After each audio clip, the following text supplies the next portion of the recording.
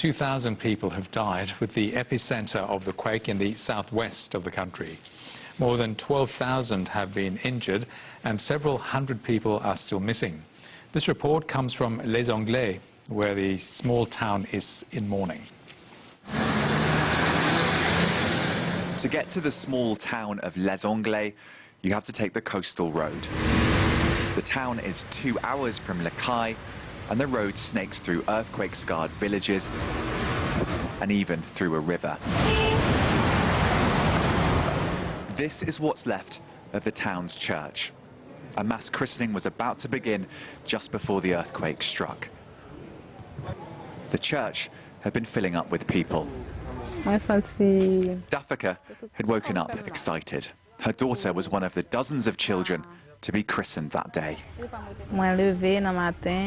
The church already had a lot of people inside, so I was looking for a good place to sit. I put my bag down, and just as I was about to sit down, the earthquake struck. Everyone started running, but each side of the church was full of people. I was holding my baby. I tried to get out of the front. I was so nearly out, and that's when it collapsed on me. Dafika suffered injuries to her head, back and legs, but survived. Her daughter, Esther, died in her arms. We were inseparable. When we went to the church, we were two, but I came back alone. I will never forget her. This is a town still in mourning.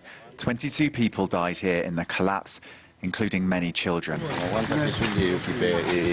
Auxil shows us belongings laid out in the cemetery across the street, including a christening veil, as yet uncollected.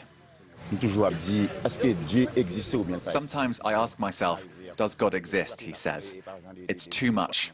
It's too much.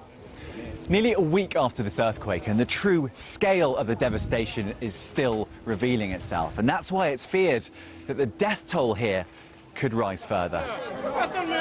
Some help has started to arrive here, desperately needed food and clothes. But this earthquake has turned communities upside down. Trauma that may never heal.